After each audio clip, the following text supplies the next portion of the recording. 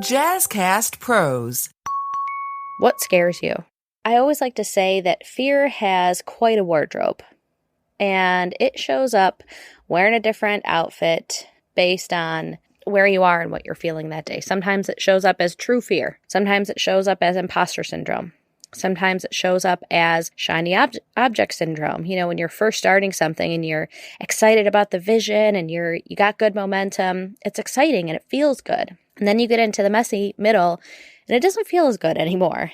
And so that's when your brain can go, why don't we go find something new to, oh, look at that shiny object. That seems fun and exciting. And why don't we do that? And all that is it's fear showing up. You know, sometimes it is, who am I? Who am I to do this? I can't do a project like this. What Terrcitement is two sides to the same incredible growth coin. One side is terrified and one side is excited. The excitement that you have for the vision, your dream, your goal is so deep, and right alongside it comes being terrified. I'm excited to get into this and talk more about what actions you should take when you feel terrcitement about something. Hello and welcome back to the High Vibe Table Talks, the podcast to help you, the cautiously ambitious woman, remove mental barriers and take action now so that you can achieve your someday desires. I'm Rashawn Hargrave, your host and owner of High Vibe Co-work. Today, I'm really excited about this topic. It's something that has really propelled me forward in so many times in this journey, and today we are going to be talking about my favorite word. It is terrcitement. Terrcitement, that is the feeling that you have when you are terrified and excited about something. And why I think that word is so impactful is because it really gets at your core. When you're both terrified and excited about something, it means that you have this deep guttural feeling about it. You know, I think our excitement is for the what could be. What could our life look like? What could we accomplish? How could I feel at the end if I did this thing? And then we think about the messy middle and all the stuff that we have to do in order to get there, and we get stuck in the hows. The hows are connected to being terrified. And at the end of the day, what I want you to take from this is two things. If you feel terrcitement about something, that is the exact direction that you need to go. Those feelings are not coupled over something that isn't deeply on your heart to do. I could say, oh, I would love to run a marathon. There's no terror that's associated with that because I'm not really that doesn't really call to me. But if I'm like, I really want to build this business because I know that I can have a ripple effect impact on all these women. I get so excited about that and I care so deeply about it that being terrified also comes up. There are going to be 5 takeaways that you need to do if you feel terrcitement. Each of them only take a couple minutes, but they create a momentum towards your dreams, your goals, your aspirations, whatever you're terrcitement about. When we were first planning on buying a house, there was a lot of terrcitement around it because I could see this kitchen that I wanted to be in. I could see us being a family in our forever home. I could see having family gatherings. But all the steps between where I am now and where I wanted to be felt very blurry and they felt hard. And your brain is going to do a really good job of filling up with miscues and misdirecting you and thinking about all the reasons why you can't do it. You know, how am I going to get my credit score up? How am I going to save enough money for a down payment? How are we going to move? How are we going to pay movers? How are we going to get rid of stuff? And there's parts that you have no control over. Before we got this house, we put in, I think, at least 12 other offers on homes. We saw so many houses. It was just, buying a house is crazy. And so there was stuff that was out of our control. And at the end of the day, we ended up in our dream home and it's perfect. Is this where I knew we would end up? Absolutely not. But I'm glad that I took the steps to do it. One of the first things you should do if you're feeling terrcitement and ready to take action on it is write down everything that excites you about this dream and this vision. Write down all of the things that are connected to the excited part of terrcitement. Write all of that down. how you're going to feel, how it's going to look, how it's going to impact you. What are all the senses that you're going to have when you accomplish this thing? What is it going to look like? What is it going to feel like? What is it going to sound like? What is it going to taste like? What is it going to smell like? You know, how are you going to celebrate? And after doing that for a little while, and take longer than you think than you need, because some of it takes a little while to come up from the subconscious. The next thing you're going to do is write down everything that terrifies you about this dream and vision. What scares you? A lot of times when we have an action plan, we just have to bring awareness to all the emotions. Bringing awareness to all the different parts of it is really step one, because you can't process things, work through things if you're not aware that they're happening. So write down everything that terrifies you about that dream and vision. And so now you have the whole picture. You have all the things that are exciting and all the things that are terrifying. And a lot of times I think you're going to find that the things that excite you really outweigh the things that terrify you. When the things that terrify you are in the subconscious and you are not totally aware of them, they can feel a lot bigger than they actually are. Now you have the vision. You have the vision, you have the big picture, you have all of these like big emotions and dreams and goals. Now we need to get into action. So number 2 is you're going to brain dump everything that you need to do to accomplish this goal. For example, buying this house. We'll just kind of stay with that example. So what are all the things that I needed to do to prepare my family for buying a new house? I needed to get my credit score up. We needed to start putting money away for a down payment. We needed to get rid of a lot of stuff in our old home, just declutter and downsize, because you really need all that stuff. We needed to do a couple small house projects on our old home, so that could be ready to sell. We had to find a realtor. We had to have him over and come figure out what we were going to sell our home for. We had to figure out what we could afford in our new home. We had to create a list of all of the things that we really wanted. What area did we want to be in? How many bedrooms? How big? Things like that. Once we did that, now the next thing you're going to do, and this is still part of number 2, is pick 2 things from that list that you can do between now and this time next week. And again, I will push you to take longer than you think you need. There are going to be things that come up once you just start brain dumping. So give yourself some time and space to just brain dump all the things that need to get done. And regardless of the size, regardless of how difficult, impossible, simple they seem, put everything on that list and then pick 2. Pick 2 that you could do between this time next week. The first thing I did was sign up for a credit monitoring website. Credit Karma, I think I signed up for, just to see. I didn't know anything about how to build credit. It's just not something that I ever learned. And so signing up for a Credit Karma, I was able to really understand the parts of our spending habits that I could work on and things that I could do to slowly start to build credit. And it took me a while to do so. It took me a couple years. But if I had never started, I never would have got to where I am now. So what can you do between today and this time next week? Because those actions are going to create momentum. It's amazing how quickly small, simple things can compound, and you're so much further along than you ever thought you'd be. So that was number 2. So far we have write everything that excites you about this vision and write down everything that terrifies you. Number 2 is brain dump everything that you think you need to get done to accomplish this, and then pick 2 that you're going to do in the next 7 days. Number 3, be aware of the dips. I heard this example one time where there was a big auditorium full of people getting ready for a show, and someone came on before the show and said, hey, at about the 22-minute mark, someone's going to run onto the stage and throw a bunch of snakes into the seats, into the crowd. Don't worry, they're all rubber snakes. They're not going to hurt. It's just a prank. And then he walked off, and then at about the 22-minute mark, someone ran on stage, threw a bunch of rubber snakes into the crowd, and everyone kind of chuckled, and the show went on. It was no big deal.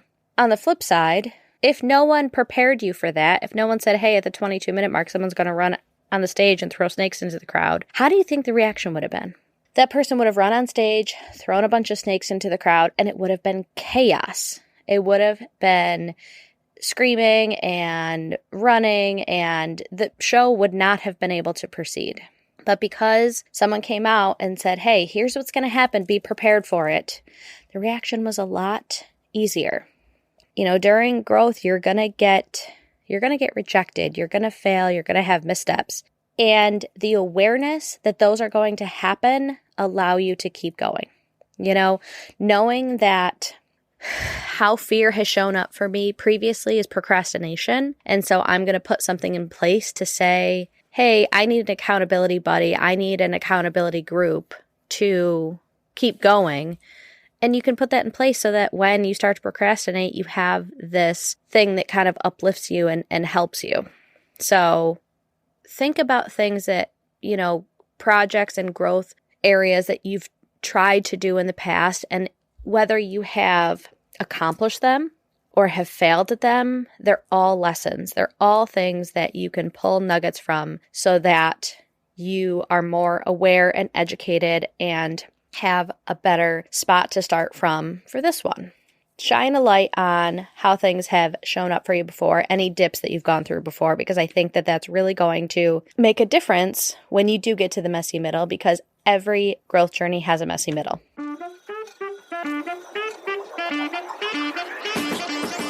Hey, if you like this episode, check out Getting Real with Bossy, where we chat about what it's like to be a woman business owner. We cover all the topics: figuring out the rules and regulations, navigating business partnerships, even if that's your spouse, motherhood while running a business, working within your values, and all the ups and downs of being the boss. Are you ready to get real? Pop over to our podcast, Getting Real with Bossy. If you've been thinking about starting a podcast and you want to include interviews with people across town, Riverside.fm offers unbelievable high-quality recordings regardless of your or your guest internet quality. And it also gives you separate audio and video tracks for each person speaking. And unlike Zoom, you don't have to install anything on your computer, and your guests don't either. Head over to Riverside.fm and use promo code JazzCast to get 60 free minutes of recording and 15% off a membership plan. Number 4, find community. I 1000% believe that community is the best way to grow in whatever way you're looking to grow. And so find that community. I've obviously built High Vibe Co-work off of this idea that community is hugely impactful when you're growing a business, growing a project, doing whatever you want to do. But that's not the only obviously option. I mean, just think about the number of people who go to car conventions, the number of people who go to Comic-Cons, the number of people who go to have like book clubs and garden clubs, and even things as difficult as like AA or Al-Anon or things like that. Because when you're talking with people who are on a similar path and journey as you, it's just easier and more helpful to really talk with them about the things that are going on. Find a Facebook group. Go onto Instagram and search for hashtags in the area that your journey is bringing you on. If you want to start running, find a running club. Other people who are a couple steps ahead of you or a couple steps behind you or somewhere in that similar journey, it's going to make a difference. And again, that is going to be an opportunity to pull you up when you are in the messy middle if you have community around you. It's a buffer against your own brain. I mean, how many times have you talked yourself out of something? Our brain has a lot of experience in talking us out of things. It has a lot less experience pushing us through something that's difficult. My brain has a lot of experience of saying, I just need another hour of sleep. I'll go to the gym tomorrow. It has a lot of experience doing that. It has less experience of saying, this is what I need to do. I'm going to get up and do it, and accepting the excuses for what they are, but still taking action anyways. If you really think about the ratio of times we've talked ourselves out of something versus time we've talked ourselves into something, I think for the most part, you've talked yourself out of something a lot more.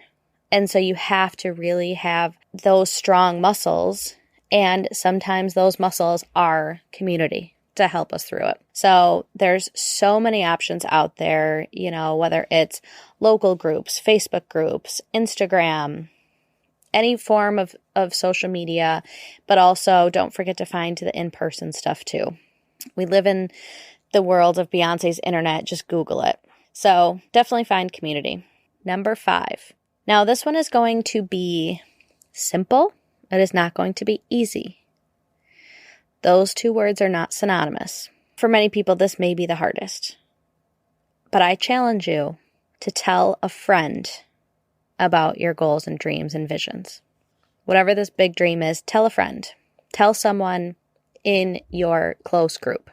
You can hide behind a lot of things online. You can have a secret Instagram. You can have a website that no one knows about. You can be posting. I mean, if you go back onto my Instagram and scroll back to the beginning, I didn't show my face for like months.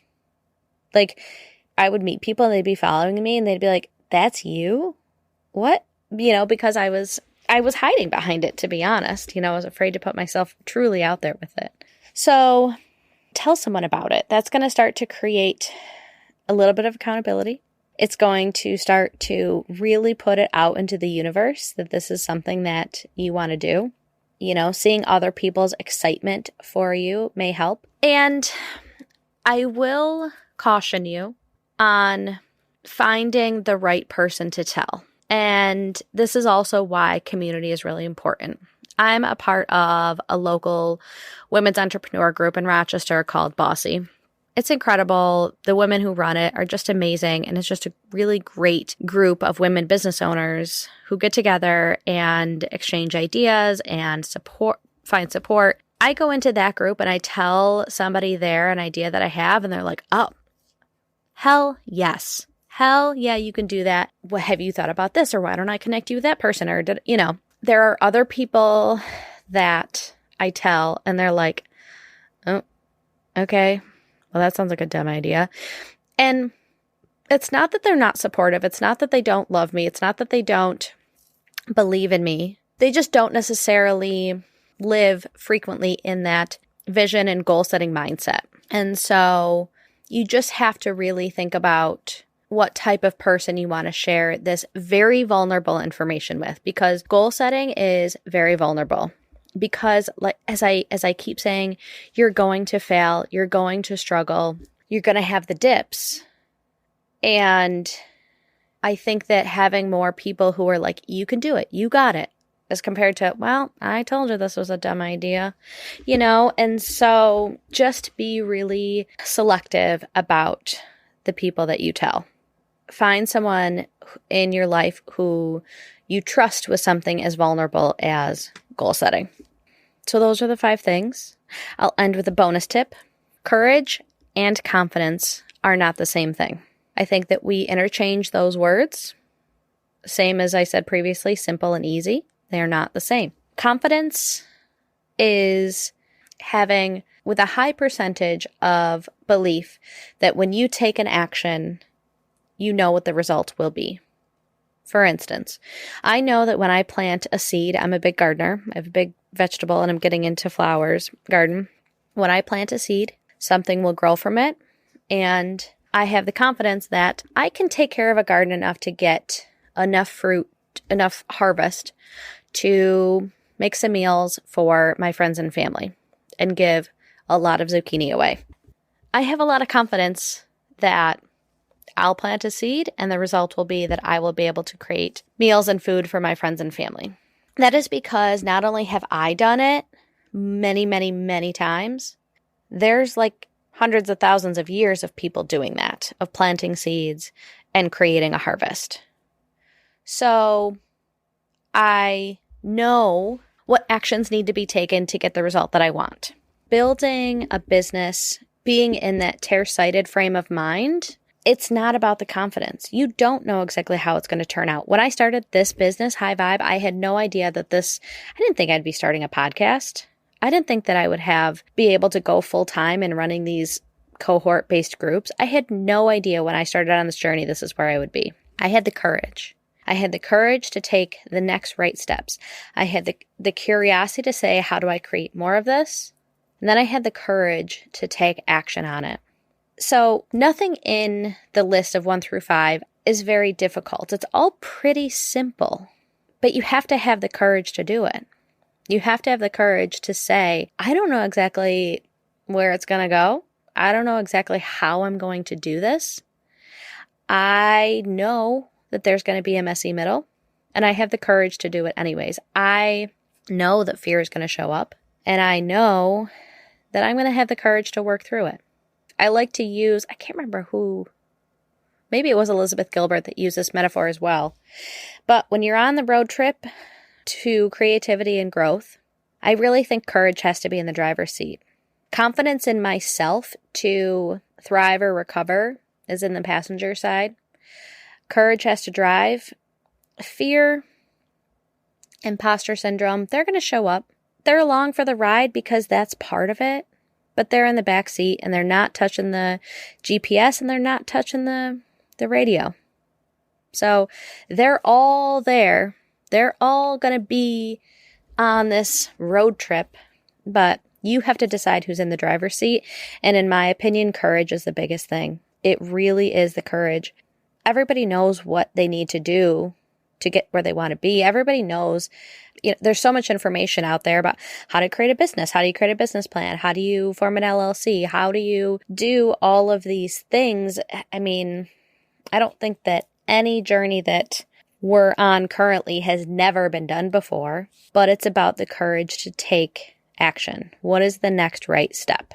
Girl, where have you been? I haven't seen you at work in a while. Girl, I quit and started my own business. Really? That's amazing. How did you do it? Well, I've been listening to this Beauty Boss Millionaire podcast, and it really helped me change my mindset from an employee to a CEO. All that from a podcast? Yes, the Beauty Boss Millionaire walks you through the process of starting a business and making your first million. I need that in my life. I need someone to help me. Just go to beautybossmillionaire.com or pull it up on your favorite podcast app. It's time to boss up. So that's my bonus tip. Courage and confidence are not the same thing. The two things that I wanted you to get out of this episode: if you feel tear-sighted, that is the direction you should be going. I don't think that anyone is called on their heart to do something that they can't do. And if you're really called on your heart to do it, there's going to be the duality of those emotions, both terrified and excited. And then the 5 action steps that you should take if you feel tear-sighted. Number 1, write everything down that excites you and write down everything that terrifies you.